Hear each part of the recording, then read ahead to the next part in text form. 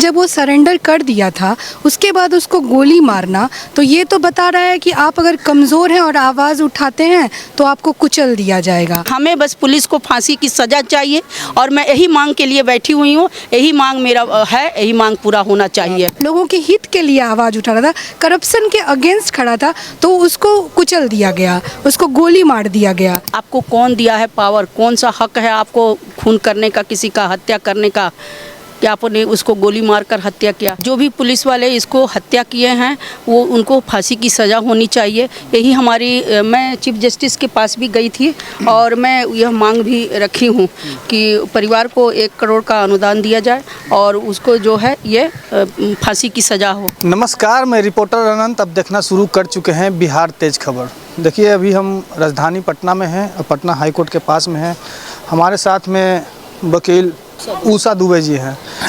बात करेंगे भरत तिवारी के इनकाउंटर होने के बाद जो मामला हाईलाइट हो रहा है, थमने की नाम नहीं ले रहे हैं। काफ़ी लोग आ रहे हैं, जा रहे हैं, सामूहिक बतिया रहे हैं, भरोसे दे रहे हैं, लेकिन मामला थमने की नाम नहीं ले रहे हैं। हमारे साथ एडवोकेट जी हैं। कैसे देख रहे हैं भरत तिवारी जी को मामला को?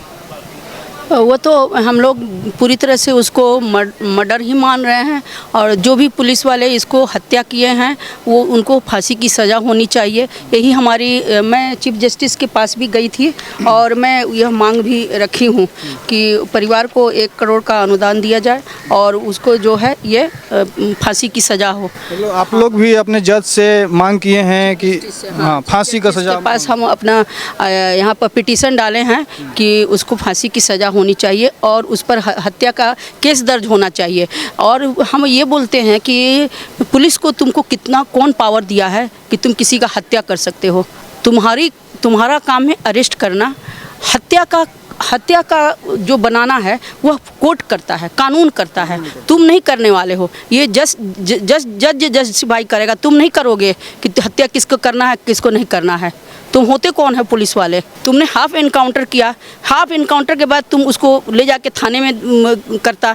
और लड़का जब आत्मसमर्पण कर दिया, जब बंदूक सब कोई वीडियो क्लिप देखा है कि बंदूक फेंक दिया है, तब फिर तुमने फिर उसको इनकाउंटर, हाफ इनकाउंटर भी क्यों किया? 2 गोली भी क्यों मारा? क्या तुम इतनी सारी फोर्स के साथ तुमने एक लड़का को नहीं कर सकता था, पकड़ सकता था, जो तुमने उसका गोली मारा उसको? और चलो 2 गोली सामने मारा, 3 गोली गाड़ी में बैठा के मारा, पेट में मारा, पैर पेट में मारा, फिर उसके बाद गाड़ी में जब उसकी सांस निकल जाती है तब तुम हॉस्पिटल लेकर जाते हो, 2 घंटे के बाद घुमाते रहते हो। सवाल यहाँ पे उठ रहा है, भरत तिवारी समर्पण कर देते हैं, उसके बाद इनकाउंटर किया जाता है, ये कहाँ तक सही है? बिल्कुल सही नहीं है। जब फायरिंग कर रहा था उस समय आप लोग उसका इनकाउंटर क्यों नहीं किए?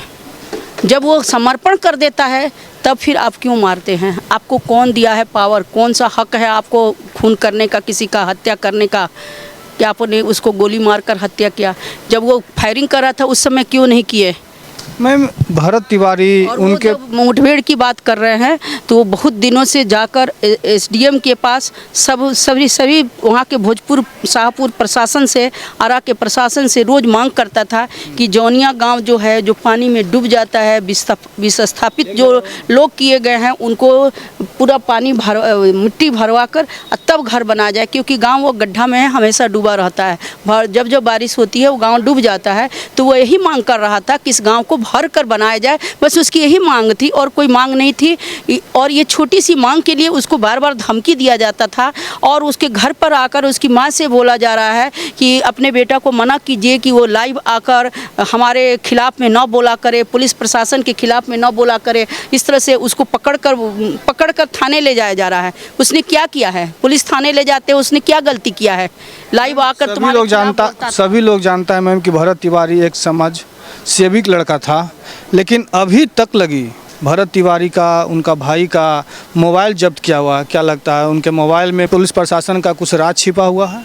हमें तो बस एक ही चीज़ मांग है कि तुम्हें हत्या करने का कोई अधिकार नहीं है। तुम हत्या किए हो तो तुम्हारे ऊपर हत्या का केस दर्ज होना चाहिए और तुम्हें फांसी की सज़ा होनी चाहिए। हमारी मांग यही है। और जो भी परिवार, जो वो लड़का जितना कमा सकता था पूरे जीवन, उतना उसको उसका अनुदान दिया जाए। बस मेरा यही यही मांग है हमें कि उसका मोबाइल जब्त किया गया है, किसके पास साजिश है नहीं है, हमें उससे कोई मतलब नहीं है। हमें बस पुलिस को फांसी की सज़ा चाहिए और मैं यही मांग के लिए बैठी हुई हूँ। यही मांग मेरा है, यही मांग पूरा होना चाहिए। एडवोकेट होने के नाते क्या लगता है कि ये मांगे पूरी होगी?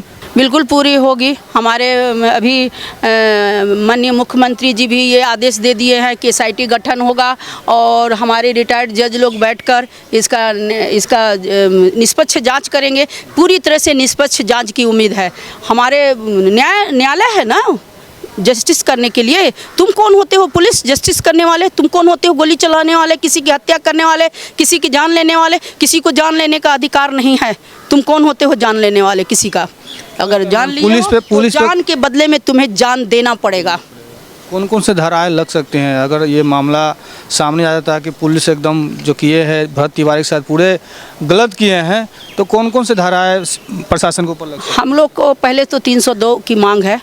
हाँ, अभी BNP 223 के हिसाब से 101 से लेकर 103 तक उसके ऊपर धारा लगाया जाए। प्रशासन के ऊपर, पुलिस प्रशासन के ऊपर। चलिए, तो देखिए अभी पटना हाई कोर्ट में थे, हमारे पास में एडवोकेट जी थे और काफ़ी सारे भरत तिवारी जी के मामले पर बात कर रहे थे। क्या कुछ आगे होने वाला है प्रक्रिया, तमाम सारे मुद्दे पर बात कर रहे थे, आप सुन रहे थे। हालांकि हमारे साथ और भी एडवोकेट हैं, उनसे भी थोड़ा सा 2 मिनट बात करेंगे। भरत तिवारी जी का मामला तो आप देख ही रहे होंगे, कैसे देख रहे हैं उनके मामलों को?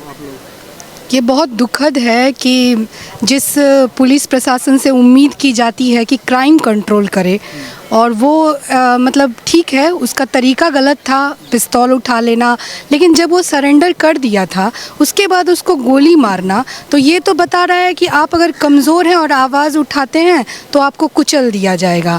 और गलत कर रहे हैं लोग और मजबूत है, करप्ट है, जो देश को नुकसान पहुंचा रहे, पूरा सिस्टम प्रताड़ित है उनसे, उन लोगों को सपोर्ट किया जा रहा है। क्रिमिनल आराम से घूम रहे हैं, उनका साठ गांठ है बड़े बड़े लोगों से, और जो बेचारा सही चीज़ का आवाज़ उठा रहा था, लोगों के हित के लिए आवाज़ उठा रहा था, करप्शन के अगेंस्ट खड़ा था, तो उसको कुचल दिया गया, उसको गोली मार दिया गया। मैम, अभी के समय के लोग बता रहे हैं कि भरत तिवारी जी भगत सिंह थे, भगत सिंह का दर्जा दे रहे हैं। आपको क्या लगता है, भगत सिंह की तरह वो कार्य कर रहे थे, आगे चल के और कुछ क्रांतिकारी लाते हैं? बिल्कुल सही है। आज का जो युग है भौतिकवादी युग है, हर कोई अपने बारे में सोच रहा है, हर सोच रहा है कि किसको नीचे गिरा के आगे बढ़ जाए। और ऐसे में अगर कोई अपने समाज के गांव के लिए सोच रहा था और उग्र हो रहा था, मान लेते हैं उनका तरीका गलत था, लेकिन फिर भी सही है, अगर वो सही चीज़ के लिए फाइट कर रहे थे तो इस तरह से तो उनको रिटर्न बैक नहीं करना चाहिए था कि गोली मार दिया जाए। ठीक है, थोड़ा मौका देना चाहिए था, कोशिश करना चाहिए। चेंज भी तो नहीं आता ना, उग्र हो जाना भी स्वाभाविक है, तो उसका वो चीज़ को समझना चाहिए था कि उसको गोली मार के इस तरह से करने का तो कोई तुक नहीं बनता। ये तो बता रहा है कि अच्छे लोग समझ जाओ कि अगर आवाज़ उठाए तो ख़त्म, इसीलिए हम गलत कर रहे हैं तो हमको सहो। क्यों सहें? हम एक अच्छा भारत का निर्माण करना चाहते हैं। विकसित भारत कैसे बनेगा? करप्शन से बनेगा।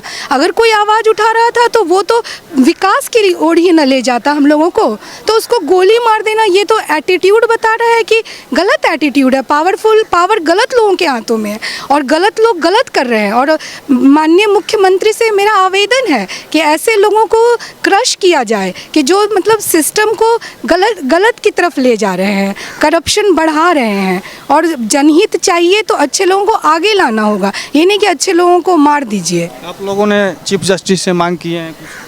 हाँ, हम लोग चीफ जस्टिस, माननीय ऑनरेबल चीफ जस्टिस से मांग किए हैं कि जो भी दफ़ाएं उनके ऊपर लगती हैं पुलिस ऑफिसर्स के ऊपर, उस पे कार्य किया जाए, वो सब उनके ऊपर लगाया जाए, मर्डर माना जाए इसको। ऐसे कितने चीज़ें हुई हैं कि कस्टोडियल डेथ है तो उसमें सज़ा मिली है, आजीवन कारावास है या मतलब दंड का विधान है, कैपिटल पनिशमेंट्स है, तो वो दिया जाए इन लोगों को और निष्पक्ष जांच हो और मतलब जो मतलब बनता है उसका हक उनके परिवार का, तो वो दिया जाए।